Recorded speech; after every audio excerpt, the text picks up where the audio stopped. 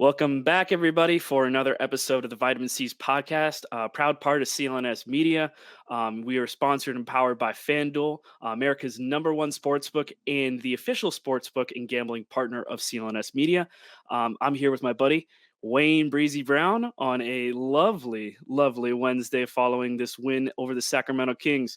Wayne, I don't know about you, but I'm feeling pretty good. How you feeling? In the words of the late great James Brown, I feel good, and I feel good for multiple reasons. I mean, the Celtics won, but it's more like how they won, right? It's like Mm, they looked like they had a game plan, and watching the game, you had your ups and downs, Tim, because I'm like, Marcus Smart is just not hitting threes. It's like, don't shoot anymore. Then he shoots two more.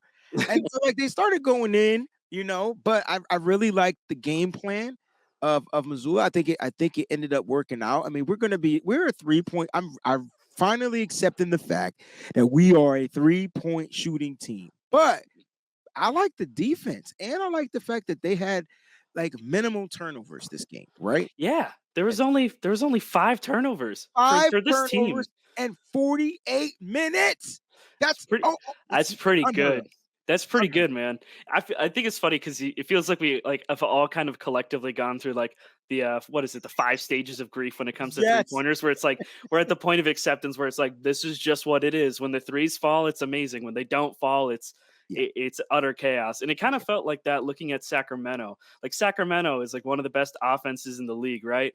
And, Top like, one. Sean Grandy, great guy, was talking on the broadcast, talking about, like, Kings are the best offense in the league, like historic pace offense, like #1 in, like, history. And I'm like, this feels just like early season Celtics, where it's like, hey, if those threes aren't falling, um, you're kind of dead in the water. And the crazy thing is, hey bud, um, for those listening to audio, my cat's currently bunting into my head from behind. They didn't shoot terribly. Like, Sacramento shot 38.6 from deep. I Yes. think it was more so Boston's defense, like you said. The defense and the energy were huge. This is like the most complete effort I think we've seen from the Celtics in like a full game in a long time. I mean, they forced 14 turnovers. Yes. Overall, offensively, there was a good balance. They still took a high volume of threes, 44 threes, but they shot 40.9%, so 18 of 44 from there. And then, 53.3% from the field. You saw a really balanced approach from the Jays there, too. Tatum, the weird thing for Tatum, obviously, like, the 3-pointers still aren't there. He went 2 of 7 on the night, but 6 of 11 from the free throw line. And I'm kind of wondering if it was just like a weird, like, off night or what. But he, like, pretty much single handedly tanked their free throw percentage. They were 16 of 23 on the night. So just an interesting turnaround. And you said it before, but this is no slouch of a Kings team. No, Sacramento is good. they're They're going good. to give somebody problems in the West. And you know what? If I had to pick 2 teams to be in the Western Conference Finals, I think it's going to be Nuggets versus Kings. That's my hot take. I think the Grizz, with everything going on with them, they're going to slide down a little bit. That's a really good hot take. And look, I'm sitting here looking at Sacramento, and I'm like, how did they get good? I mean, they drafted some players, right?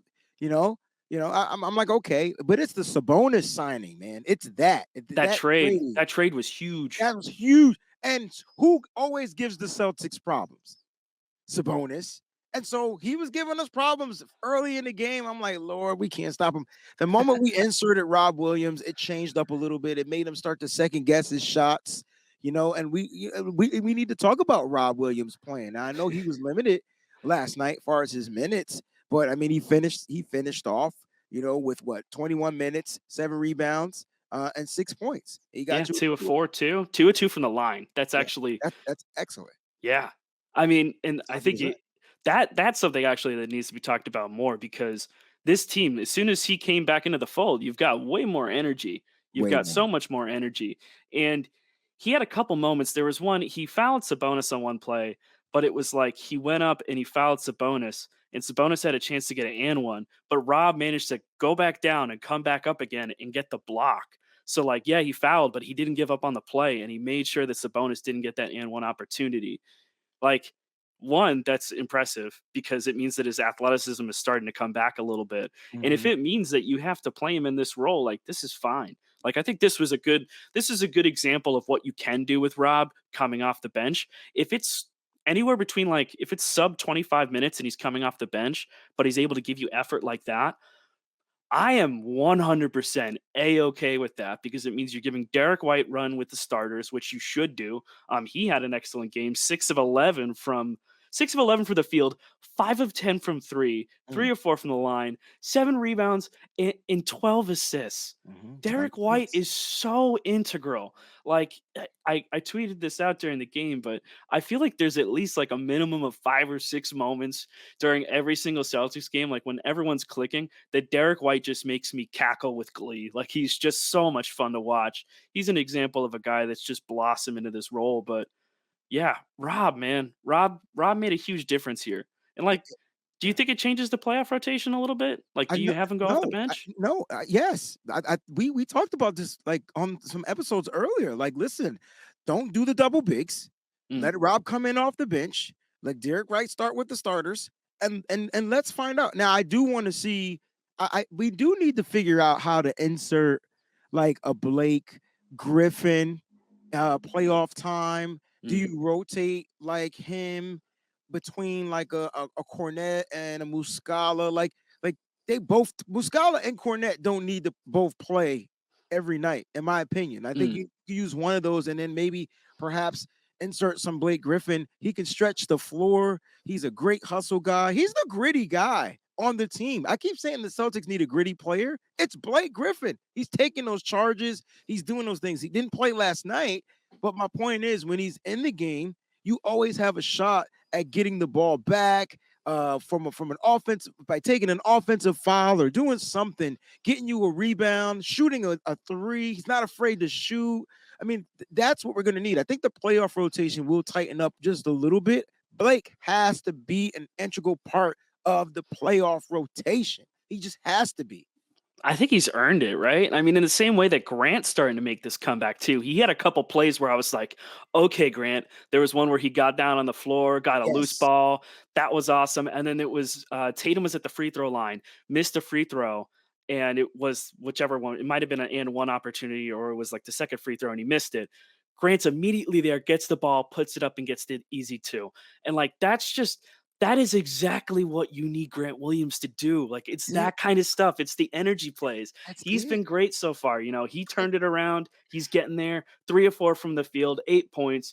He's got 5 rebounds, 3 assists, and 2 steals in that game. And he was also important. So like I agree that Blake needs to get run, but Grant's going to start getting some run too. If it means that you don't see Cornette in the playoffs, like if it means that you don't see much of Blake Griffin here and there or Muscala, like you're going to be able to cycle guys in depending on the matchup. And I think if you're going against a team like Cleveland, right, like that's an example of a team that you're going to want the double bigs at. So maybe you do dip into Cornette minutes, into Blake minutes. Blake and Grant both doing what they do, like those are 2 key guys who are going to be glue guys and hustle guys because if those guys aren't afraid to catch bodies and they're putting their bodies on the line, Yes. and for Blake, this is the best chance he's had in a long time Yes. at winning a championship. So he's giving it his all. He's been nothing but aces in the locker room from everything that we've heard. So those are guys that are going to factor into the final equation. This game honestly against the Kings probably gives us a better idea of what you're looking at for rotations. It comes at the cost of Sam Hauser, Luke Cornett, Mike It Muscala, does. and Blake. But that's because you had Rob back and you were able to kind of having Rob off the bench and Grant's picking his play back up so you can figure him into the equation a little bit more. That means you're cycling between those 2 guys and adding Grant into the mix between Al and Rob. So I just think it's a big step in the right direction. In you know, it's not to discount it because the Kings were coming off of a back to back, so they Eh, didn't exactly have the freshest legs, but Bad bull crap, they bro. still played They good, they came out on so fire. good. Everybody was hitting 3-point shots. Exactly. I'm like, Yeah. dang, like it was back and forth. I mean, the first quarter ended 30-32. Dogfight, It was a dogfight at dogfight. first. It was a great game. Yeah, Celtics pulled away at the end of it, and like yeah. they did so convincingly. That fourth quarter, I think they had. I want to say that they had 40 points in the fourth quarter. I'm gonna go ahead and or third quarter rather. They Let me had just 40 double in the check that. third, 32 in the fourth.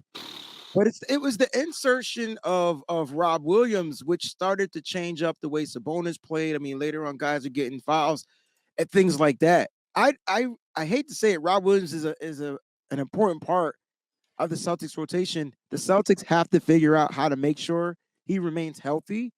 There's this road trip is the road trip ended, right? That was the last game, Yeah, they've got a few days off, thank God, and then because they they come they back kind home of the need a first rest. game. Yeah, they're Yeah. going to be playing Indy on Friday. That's a 7 o'clock tip, Eastern Standard Time. But yeah, they're going to be back from this road trip, and I think that's going to be good for everybody involved. Massachusetts, listen up. The wait is over. FanDuel, America's #1 sportsbook, is now live in Massachusetts, and new customers in Mass can get in on the action with $200 in bonus bets guaranteed when you place your first $5 bet. Just sign up at fanduel.com/Boston. Finally, you can bet on all your favorite sports teams, from the money line to point spreads to player props and more.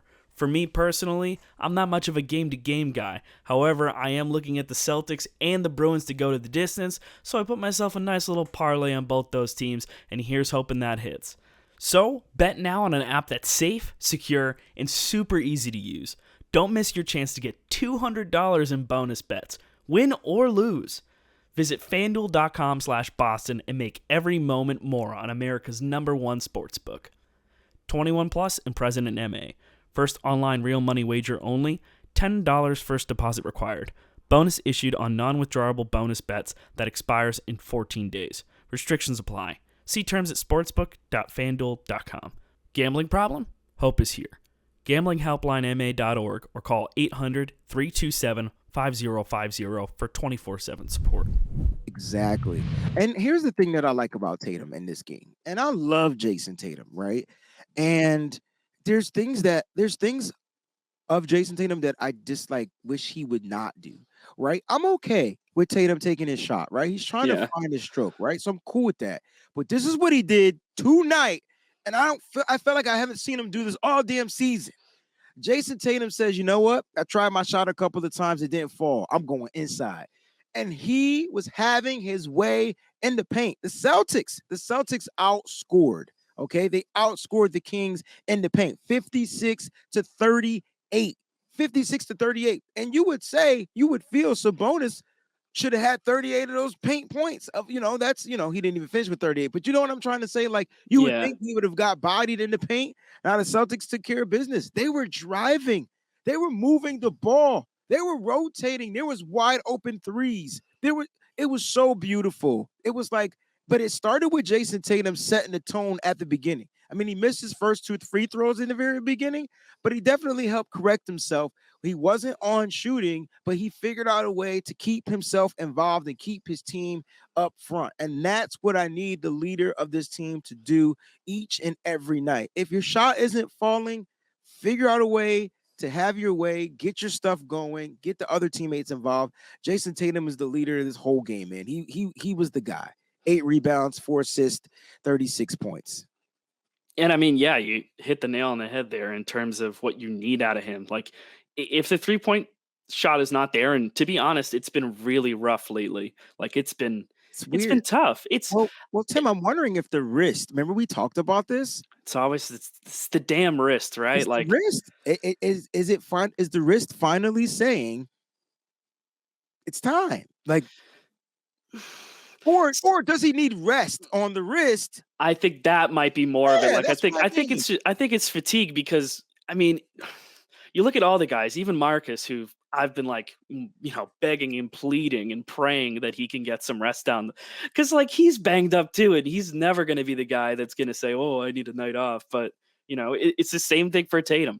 Tatum refuses to take nights off, even if it's against teams that he can afford to rest down.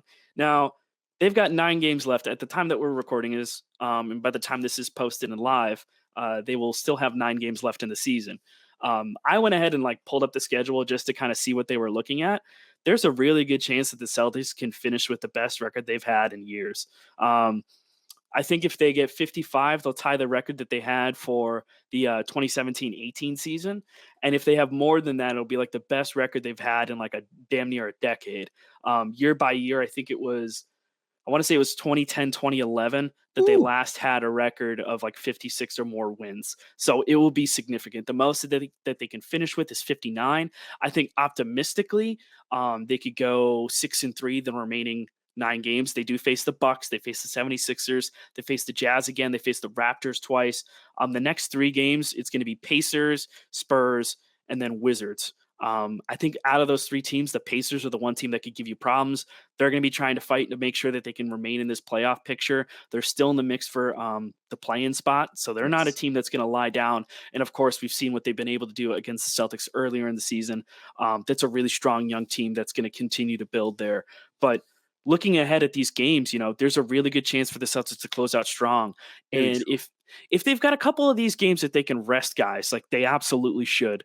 Yeah, One guy who I think has been on fire, and he's been in the news for the wrong reasons, for dumb reasons, but I want to talk about how he's been performing on the court and then address some of this bull crap that we've been seeing. But Jaylen Brown. let's talk Jaylen about Brown has been a revelation since the All-Star break. He's got better shooting splits since the All-Star break than he's had before in the season. it. He's shooting over 50% from the field, over 40% from three. His Hmm. turnover numbers have gone down significantly. He's just playing some of his best ball. And it with Tatum struggling from three, like, damn it, they needed this, man. He would hit his shot. Listen, here's what I'm liking about Jaylen Brown. I mean, is he still going to take that weird looking 3-point shot with everybody in his face? Yes, yes. But he's also moving the ball. And I think that was key. Dude, you don't have to do everything in every single moment. What I would like, though, is if the game is on the line. I feel like Jaylen Brown finishes the game with a little bit more energy than everybody else. Let that Yeah. guy be the guy to close it out. You might as well. His big shot play capability is it just seems like it's a little bit better than anybody's on the team. And I love Jason Tatum. This is not a knock, but I think Jason Tatum is so like overexerted with energy. He's out of energy at some point. And if he's not driving to the paint, trying to get a foul call, which sometimes they don't call it, like it doesn't go in. And so let Brown do what Brown does. I think what we're seeing from Jaylen Brown is, you know, him understanding that he's 1B, and when they need him to be 1A, he could be 1A. if that's how you want to look at it. I mean, or 1 and 2, however you want to look at it. But they're really working well together. Uh, I know he made some statements about being traded and things like that. And I don't know, man. I don't really care about that because when he suits up at night, the motherfucker plays and Yeah. shows up. That's the So big thing, right? yeah, like so none of the stuff that he's talking about like even matters to me. And I know it offends some Celtics fans. They're like, "Oh man, get your behind out of here." I get it, no problem, no doubt. But It's it a keeps small sect of the Celtics fan base. I think that's the thing that's frustrating, right? yeah, but it Is it's sticks like out though, yeah, it's the vocal minority, which is yeah, it's garbage. It sucks. I mean, so we're talking about the New York Times article from Sopan Deb. Um, and that was him sitting down and talking about everything with Boston, being a black athlete in Boston, the challenges that come with that, and some of the struggles that he's faced during that time, as well as saying that there is a toxic portion of the Celtics fan base. It doesn't represent all Celtics fans, but there are some toxic Celtics fans out there that make things personal when things don't go well for the team. And I don't think I don't think that's fair to JB. I think it's a totally fair statement in talking about that small sect of the Celtics fan base, but I think the overwhelming majority of fans love him as well as Jason Tatum. Celtics fans are passionate. It doesn't make it okay, and I certainly don't approve of this crap that people have been doing and saying, but it's understandable for Celtics fans to be like that high energy because it's title town. It's championship or bust every year, even in years where they're not close to it. I mean, this is what happens when you have the Red Sox reverse the curse and Tom Brady coming in winning all these championships and the there. big three, the resurgence of the big three, and so on and Yeah, so forth. it's a great But word. yeah, It's a great word because the that's what title, they yeah. feel. The Boston, the area is the city of champions. Yeah, my buddy's from Brockton. Apparently, that's what they call Brockton, I'm the just city of saying. champions, I or mean, title town, something like if you're that. in that I like it. area, you have what 18 banners, 17 banners. How many banners? 17 banners. They're in search 17, of banner 18. 17 banners, right? What's the Bruins? They win. Oof, I don't know how many titles the Bruins have off the top of my head, But they but win. it's a Like, good amount. Yeah, and I mean they've been pretty relevant. I and mean they've then the had some Patriots historically were a great dynasty players. for 20 freaking years. Yeah, So yes, exactly. you're entitled. That's my whole point to what you were saying. Really quick question though. Do Mm. you feel that the Jaylen Brown situation is somewhat giving off Kyrie Irving vibes? So here's the thing. It's a little bit, right? Because it ties into the stuff, like part of the stuff that they asked about in the New York Times article, as well as this other article that came from the Ringer. I forget the guy's name. I think Logan Murdoch is the writer who interviewed Jalen. Now, keep in mind, the New York Times article dropped, and then like a week later, you had this article come out from the Ringer. That Ringer article, that interview happened in January. So it happened damn near 2 months ago, and they're just releasing it now to kind of ride the high of that New York Times article and like go on the heels of it. I think that's kind of I think that lacks integrity, but that's besides the point because I'm not the one who interviewed. And it seems like Jalen actually got a little bit bothered about it too because he talked about post game like, some of these comments like when I feel the time is right, I'm going to go ahead and like clarify them. But I feel like some of the things I said were taken out of context, and I think that's totally fair because everybody who's writing a piece and he said this as much, they have an angle, they have an agenda when they're writing a piece, and it's spicy, gossipy stuff that's going to get clicks and views. It's not to discount the stuff that Jalen's talked about. I think there's definitive validity, if that's not redundant. Definitive statements talking about his struggles and his issues with Boston, including everything from buying a house to starting a business, as a black-owned business in Massachusetts, and the challenges that go into that. But relating to the Kyrie stuff, look, I think if he came out and he said, "I'm staying," like, if you guys want me and if you'll have me, I'll stay. Like, if he did that, then everyone would be like, "Well, that's exactly what Kyrie said. Like, you can't take it for face value. Like, that's exactly what Kyrie said, and look what happened." And so, like, if he was like, "Screw it, like I'm leaving," like that wouldn't be great. And he's being non-committal, which from a business standpoint, that is like 100% the smart thing to do. You don't take anything off the table. And if the Celtics feel the pressure of, hey, we need to make sure this guy gets paid, they're going to do it. But the problem is if he doesn't get that all NBA, we talked about it a little bit on the segment that we dropped the other day, but the Celtics really need to hope that he gets that all NBA, or else there's going to be a lot of problems, like a lot of problems. They need, Imagine, they need the imagine, money. imagine not right, and then imagine not having Jaylen Brown on this roster. Like, how do you replace that type of production? Yeah. I love Derek White. I love. You're not replacing Jaylen Brown. You're not Because you need replacing. you need a 1A basically. That's my And point. I hate the rankings of like 1 Me and too. 1A. And I know, but I mean, like, look, you had Paul George come out this year, and rest up to Paul George. I know he just got injured the other day, just terrible. I'm hoping he's all right long yes. term. But Paul George came out and said a few weeks back, I've kind of accepted being a number two to Kawhi, and it's like that's okay if it means we're competing for a championship. So like, I don't think that Jalen should leave. I hope that he doesn't. Um, I can understand why he is keeping every option open, but in terms of like if he left, they would be in a bind. So I think it honestly does come down to this whole all NBA conversation because one, I think he should be listed as a forward, which gives him a significantly better chance of getting all NBA. Like it's difficult because the guard position is so stacked for that award. And this is kind Mhm. of why it's an issue that, there are writers who get to decide whether or not someone gets all NBA. I think that's a massive problem. Um, but in terms of Jalen's situation, like if he doesn't get all NBA, it's implications for the Celtics because then any team can give them max money in free agency. It levels the playing field for them. That's Oh, the issue, right? So like this summer he would be supermax eligible if he gets all NBA. right.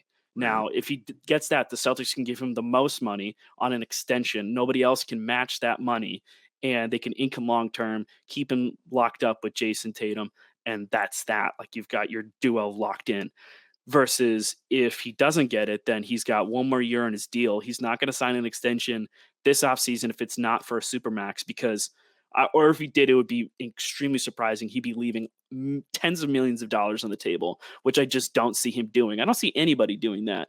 So he would ride it out to free agency. And then it comes to the question of, Can we outbid somebody? can we outbid somebody or like is he going to be lured away from somewhere like the Knicks, or like going and playing in a team like I don't know, like Portland? Like, does he go to the Blazers? Does he go to the Knicks? Does he go to like maybe like the Nets for some reason have some kind of pull? Or is there like another team? Like maybe there's like a team like Detroit or someone who can like try and figure out, throw some money around. Or the big one that like a lot of people make a connection with because of his roots, Atlanta. Atlanta makes a lot of sense. But, it's something that the Celtics need to have on their radar for sure. I just don't want to let it, I think it's unfair to kind of drop all of this stuff like right before the playoffs, and it just feels way too convenient that we're talking about it, right? Like it's a little bit suspect. Yeah, look, I think right now, at least his gameplay is showing that he's focused and he's trying to help this team win a championship. And he said that. Like that's his focus right now. He can't control what the team wants to do. I wonder though, I wonder just a little bit if the team is allowing him to kind of like, go out there and try to make the all NBA team. So because it will benefit the team, it will benefit Jaylen Brown, and it would benefit the God bless its fans of Boston. Because now you get this guy back on a supermax deal, won't hurt the team, won't hurt him. He's going to get paid. The team's going to be able to fluctuate that money and still have money to do other things. This is a win-win. So maybe that's why we see Jaylen Brown do certain things that we're like, why is he doing that? Maybe he's trying to make the All NBA team. I don't know the criteria. I don't know what it takes to make All NBA. Is there two versions? Is there a team one, a team two? I don't know. I think there's 3 teams. So it's first team, second team, and I Oh, it think doesn't third matter team. which one. I don't know. I don't believe so. But he should be in that mix. I mean, I just worried about the time that he missed, Tim. So he did miss a little bit of time. I would, except he only missed like a handful of games, and like he came back and like has been on fire ever since. Like he was having a really solid season, then he got hurt. First you had the adductor strain that he missed some time with, and then you had the facial fracture that happened right before the All-Star break. I think he missed 3 or 4 games, and then he was back after the All-Star break, and he's been arguably the Celtics' best player in terms of the sheer volume that he's getting up. So that's something that you have to consider. But ultimately, I think he's got a really good chance, especially if they put him as a forward, which they should, because if you're running Smart and Derek White out there, he's not at the 2-guard spot. He's at the 3. He's playing as a wing, so he should be listed as a forward. So I'm hoping that's what happens, because the guard spot, especially for the East, is just a mess because you've got so many good guards. You got Jalen Brunson here right now. Of course, you've got Donovan Mitchell who's balling out. You've got Garland. Like those are 3 guards right off the top. You got Tyrese Halliburton too. Like there's all of these other guards you can throw into the mix, and I'm sure I'm forgetting people, but those are like the big ones that right off the bat, I'm like, okay, they have to be like at least in consideration. So it really just, it will level the playing field if he does not get All NBA, and that should be a major concern for the Celtics. But ultimately, I think he should get All NBA. I don't think it'll be a problem, and who knows? Maybe it's not going to matter at the end of the day. They win a championship. Maybe that changes things, and everything will be all right. Everything will be gravy. But you can't take it for granted, and you can't take him for granted. And I mean, if there are 3 tiers, the dude's averaging 26.7 points a game, shooting almost 50% field goal percentage, 34.4% 3-point percentage, 6.9 rebounds, almost 3.5 assists a game, 1.5 steals, and almost a half a block per. That's what he's averaging this year. I just don't see how these numbers will keep him off of one of those teams. That's the thing, right? Like that's just like, come on, man. Like those are like what? Because he's not scoring 30. I mean, he's sharing with Jason Tatum. Like, yeah, I don't know, man. He deserves it. I think it's fair to say that he deserves it. It's just a matter of whether or not they're gonna give it to him, So, I mean, it's going to be something that they're going to have to monitor and deal with. But I'm hoping that, he comes out and puts some of this stuff to rest. He did a little bit in his presser, like, obviously can't take the situation for granted. And I'm hoping that's, that is what it is going into the offseason. But besides that, is there anything else you want to say before we wrap up today, Wayne? Hey, man, an excellent episode. We got a nice little doses of vitamin C right here. Nice little recap of the game. Talked about Jaylen Brown. Celtics are playoff bound. They've already clinched. We don't know the seeding yet. Things are getting great. It's going to come down to the get down. So I could see us resting players, like you said a little bit earlier on the show. But right now, Indiana Pacers, you're up next. Yes, sir. Alrighty, that's what we've got for today for Vitamin C's.